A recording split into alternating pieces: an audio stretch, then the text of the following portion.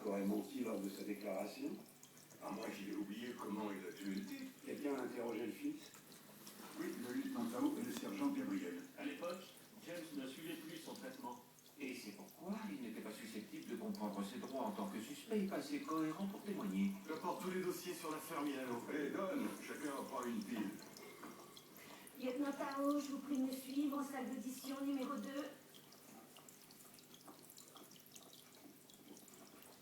Monsieur Selklack, merci, lieutenant. Je suis le chef adjoint Brendan Johnson. Nous ne nous sommes encore jamais vus et vous avez fait appel à un avocat avant que mes collègues aient une chance de vous interroger. Votre déclaration de culpabilité étant acceptée par le tribunal, c'est le bon moment pour avoir un entretien. À propos de quoi? J'ai vu votre fils, James, au tribunal. Il va bien? Comment se sent-il? Ça va. Il est impatient de reprendre l'université. Il bénéficie d'une bourse pour ses études supérieures. C'est là-bas qu'il a été arrêté pour avoir fait le tour du campus dans le plus simple appareil. 2 fois, en tout. Il y a 16 mois de ça. Il va mieux maintenant. Écoutez, ma femme est morte subitement avant que James n'entre à l'université. Ça l'a complètement anéanti et il s'est battu pour se ressaisir. Il a été courageux. Il s'est aussi battu avec votre fille quand il est rentré. C'est un garçon extrêmement instable. Vous vouliez tout savoir sur le comportement des schizophrènes? Vous croyez qu'ils sont tous violents? C'est faux. James ne souffre pas de dédoublement de la personnalité et il n'est pas paranoïaque. Il est atteint de schizophrénie désorganisée. Et s'il suit son traitement habituel, il se comporte très bien. C'est ce que j'ai pu tirer de lui avant qu'il ne fasse appel à un avocat. Dans la déclaration succincte que vous avez faite lorsqu'on vous a arrêté au cabinet du docteur Milano... Docteur Milano? Keith Milano était un charlatan. Avec sa femme, il arnaquait les gens atteints de maladies incurables et promettait de les guérir. Mais d'après vos déclarations, vous avez discuté et écrit des lettres à Keith Milano des mois durant, le suppliant de mettre un terme au traitement de votre fils et de rembourser votre belle-mère. Vous avez déclaré avoir rendu visite à Milano la veille du meurtre. Je lui ai demandé de faire preuve d'humanité et d'arrêter de prétendre qu'il pouvait guérir mon fils. Et quand Milano vous a proposé de venir avec James le lendemain, il était finalement tombé d'accord avec vous et voulait vous aider à convaincre James de reprendre son traitement. C'est ce que vous avez dit. Vous m'avez presque pris en flagrant délit juste après que je l'ai tué. Et il fallait que je trouve une excuse pour dire ce que je faisais là. Il n'y a vraiment rien de surprenant à ça. Oui, mais le cabinet de Milano avait été mis à ça. Ses classeurs étaient sans dessous, les chaises renversées, les murs à moitié Mais défoncés. j'étais très en colère et il fallait que Milano comprenne. Je vois que votre fils calme et docile n'a rien à voir avec ça. Vous êtes arrivés séparément, mais je n'ai Attendez, pas... je vous explique. Je suis arrivé en avance. James est arrivé après moi. Qu'est-ce que vous attendez? Vous croyez que je vais accuser mon fils de meurtre pour être sûr de ne pas aller en prison et pour que vous puissiez ensuite l'expédier dans un hôpital psychiatrique de seconde zone où on le traitera comme un monstre? Il en mourra. Et il ne le mérite pas. Il est innocent. Il est innocent. Si vous l'avez tué, pourquoi n'arrivez-vous pas à nous dire comment vous vous y êtes pris? Keith Milano ne peut en aucun cas avoir été étranglé à main nue. On n'a pas retrouvé l'instrument avec lequel le tueur l'a étranglé. Pourquoi y attacher ton importance? Eh bien, par notre vague intérêt pour la vérité, si jamais vous êtes allé là-bas avec cet instrument ou cette arme dans l'intention de tuer le docteur Milano, il s'agit d'un meurtre avec préméditation et vous n'aurez pas la liberté conditionnelle que vous espériez. Si vous n'avez pas tué le docteur Milano et que vous couvrez votre fils, il serait préférable que je puisse l'interroger, monsieur. Tout ça a l'air très confus. Pourquoi ne pas commencer par chercher l'instrument? Après tout, vous avez encore le temps. Je ne recevrai ma sentence que demain. Vous allez le trouver. J'espère vous avoir un peu aidé. En attendant, sauf erreur de ma part, j'ai le droit de demander à retourner dans ma cellule. N'est-ce pas?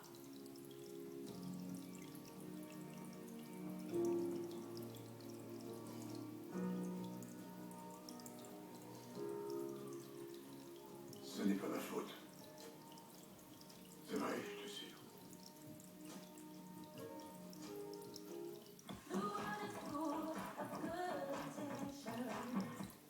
Hier, c'était un grand jour pour ma Chloé. Une méga bombe pour ses 16 ans.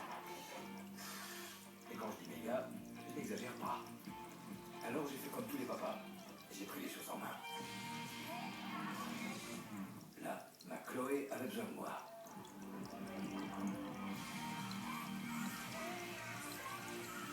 Nous rapide, pleine de ressources.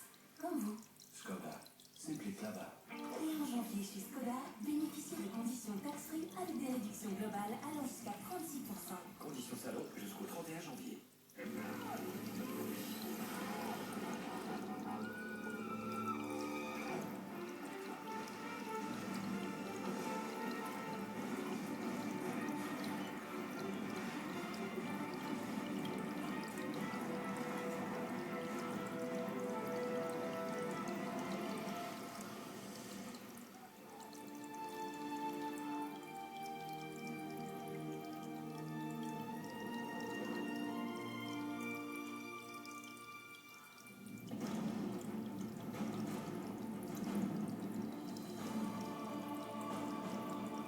La Axe Apollo Space Academy.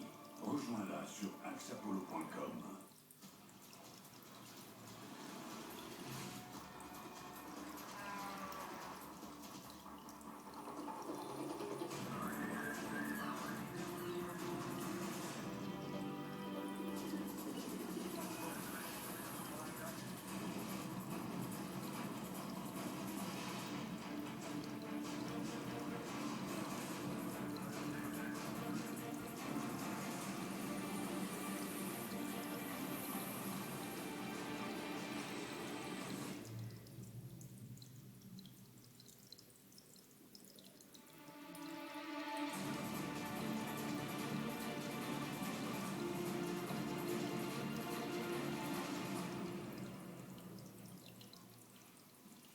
Pour votre crédit, votre épargne, Banque CPH. Imaginez tout ce qu'on peut faire pour vous. Banque CPH, la volonté de réussir ensemble. Action incroyable chez Mobilier Cap Fleurus. Ce salon 3 plus 2 places avec 4 heures relax au prix exceptionnel de 799 €. Et oui, 799 € seulement. Mobilec. Mobilec, le plus grand choix de meubles dans votre région. Alors, un hôtel à Barcelone.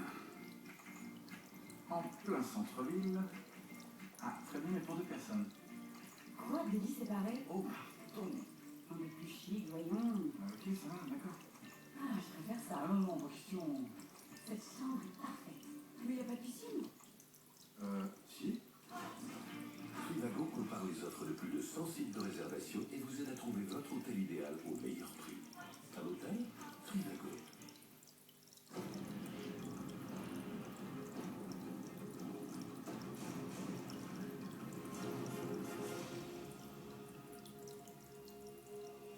Nouveau Axe Apollo, maintenant disponible sur Taille.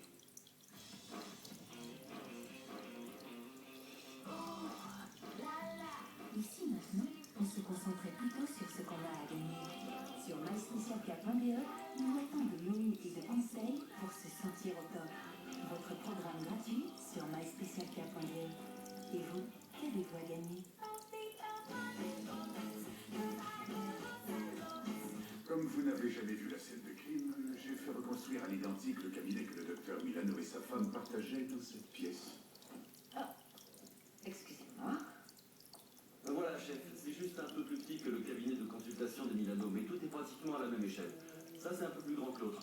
La pièce paraît plus petite, d'autant plus qu'on est un peu Ça ira, plus... merci, Max. Donc, les deux Milano travaillaient dans le même cabinet. Ils avaient peu de frais généraux. Kiss Milano s'occupait des patients et sa femme des médicaments.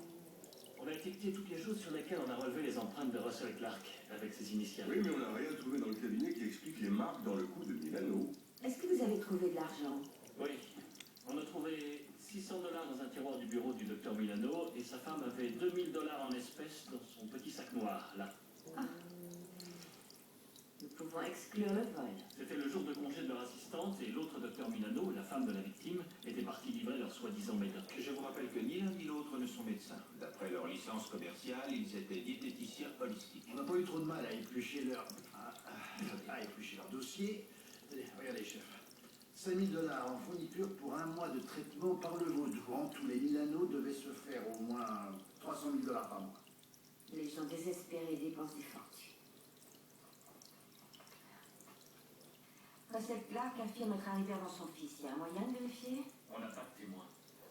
Ça n'est passé au cabinet pendant que vous étiez sur place? Si, il y a bien le type du bureau voisin qui vous a appelé pour porter plainte au sujet de coups de poing sur son mur. Que sont devenus les patients qui avaient rendez-vous juste avant les Clark, et ceux qui devaient venir après eux? Les Milano étaient soi-disant les deux sorciers les plus réputés de Los Angeles. Et aucun autre patient n'avait rendez-vous ce jour-là? Ce sont toutes d'excellentes questions, chef. Je vous remercie, inspecteur. Au moment où on avait pensé poser la question, l'avocat de M. Clark négociait déjà avec le procureur. Absolument, je confirme. Par ailleurs, Clark a dit la vérité sur certaines choses qu'il a déclarées. Nous avons des lettres qu'il a adressées au docteur Milano. Il les avait envoyées 2 mois avant le meurtre. Dans ces lettres, il le suppliait de ne plus soigner son fils. Ça m'a tout l'air d'être le mobile, chef. Pourquoi refuse-t-il de nous dire de quelle façon il l'a tué? Je veux savoir ce qu'il est advenu des autres patients le jour où Milano a été tué. Et où se trouvait son assistante ce jour-là, s'il vous plaît. Je veux également interroger le fils du suspect, James. Où pouvons-nous le joindre, le commandant? Je m'en occupe. Je le convoque immédiatement, chef. Il s'énerve pour un rien, même sous traitement. Il est un peu perturbé avec cette histoire. Il ne supporte pas d'être confiné dans une pièce. Ce ne sera pas facile de l'interroger. Commencez par le convaincre de venir me voir. Pour l'amener à coopérer, je trouverai une solution. Chef, voici le premier interrogatoire que le lieutenant Tao a conduit avec James Clark. Merci. Vous avez fait du bon travail. Bon travail. Vous êtes un vrai cordon bleu, vous direz. Ça a l'air délicieux. Écoute, Charline, est-ce que tu pourrais... Charlie, est-ce que tu pourrais laisser ce téléphone pendant qu'on est à table? C'est plus convenable pour une demoiselle. Oui, une minute. Alors, dis-nous, Charlie, comment tu trouves Los Angeles? Tu es contente d'être là? Je te répondrai bien, mais malheureusement, je n'ai pas le droit d'avoir des opinions. Grand-mère? Elle est ravie d'être ici. Justement, à ce propos, ton père et moi, nous avons pensé que... Enfin, nous en avons discuté et nous nous sommes dit que ce serait bien pour nous tous. Si notre Charlie pouvait rester chez vous jusqu'à la fin des vacances d'été. Mais sérieux? Ça m'étonne de toi. Au diable as-tu été chercher une idée pareille? Mes parents peuvent plus le supporter. Mais ce n'est pas parce qu'ils ne peuvent plus le supporter, Charles. Charlie, Tu sais très bien que tes parents t'adorent. ils détestent mes amis, le garçon avec qui je sortais et qui a fini par me laisser tomber, et ils m'espionnent. Qu'est-ce que tu fais? Je t'ai demandé de poser ce téléphone et je n'ai pas l'habitude de répéter ce genre de choses 2 fois de suite. Je suis sûre que Brenda et Fritz ne se servent jamais de leur téléphone à table. Ça t'en vient pas peur, Charlie. En général, au moment du dîner,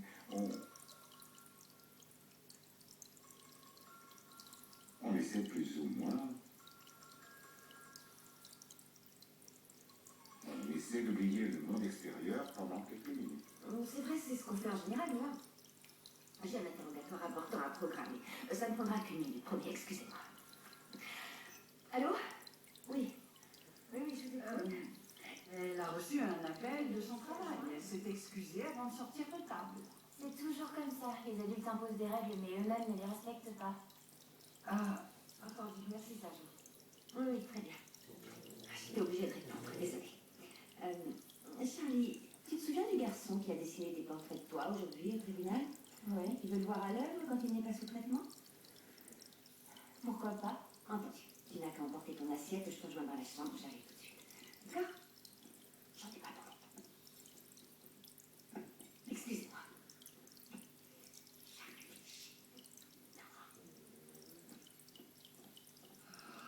Bon, quel est le problème? Allez, racontez-moi tout, en détail. Charline a décidé qu'elle n'était plus une gamine et qu'elle n'allait pas obéir à ses parents. Joyce et Bobby le vivent très mal.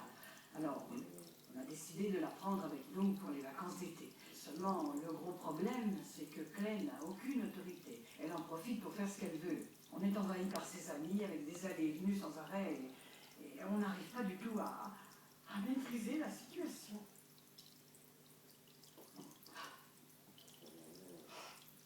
Elle est réfractaire à toute autorité.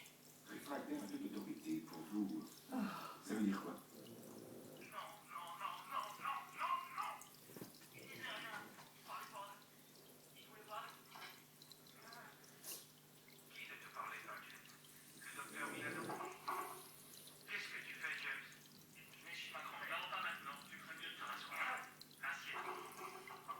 On le reconnaît même pas. On s'est bien mis. C'est incroyable. Qu'est-ce que tu as à la main, James? On dirait que tu t'es fait mal. Ta grand-mère t'a déposé au cabinet du docteur Milano. Tu es monté dans la salle d'attente. Est-ce que ton père était déjà arrivé? Je vous dis, j'ai rien vu. C'était tout noir. Je les ai vus dans le noir. Elle est partie. Et sur la rivière à travers les bois, chemin d'envers. On y va tous. Pourquoi c'était tout noir, James? Il faisait noir dans le cabinet cette fois-ci. Et il n'y avait aucune question. Et mes amis me disaient de fuir, mais je ne pouvais pas. Il a dû fermer la porte. On était piégés à l'intérieur. Il ne répondait pas à mes questions. Et papa, il m'a dit de m'asseoir. Il m'a dit, assieds-toi. Il ne voulait pas ouvrir. Il s'est fermé. Ouvrez la porte, il faut l'ouvrir. Mes amis veulent sortir, vite. Dehors. Ton père était-il dans la salle avec le docteur Milano quand tu es arrivé? Je vois rien dans le noir, c'est atroce. Pourquoi c'était noir, James? Ni lumière, ni soleil. L'immeuble a les yeux fermés et il regarde. Qu'est-ce que tu regardais? C'est lui qui regardait. Il voyait tout. Il voulait pas ouvrir la porte. Ouvrez la porte. Allez, il faut l'ouvrir maintenant, je peux sortir. Arrête, ouvrez-moi. La porte. Tu crois que c'est lui? C'est James qui l'a tué et pas son père? Il l'aurait étranglé? Je ne sais pas si c'est lui l'assassin, mais il vient de nous indiquer que le meurtre était prémédité. Il a dit ça quand? En évoquant l'obscurité de la salle.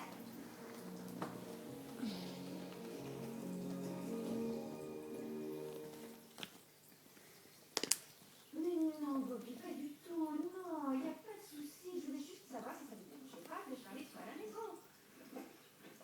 Charlie, si tu veux. Je croyais que c'était toi qui avais insisté pour qu'elle vienne ici. J'ai promis à ta mère qu'on hébergerait une semaine ou deux à l'essai. Débarrasser de fardeau. Non, pas du tout. Maman, on est quand même pu te prévenir. Ça veut dire qu'elle allait l'emmener à Los Angeles. Vraiment, je comprends pas son attitude. C'est la moindre des choses. Ses parents, ça ressemble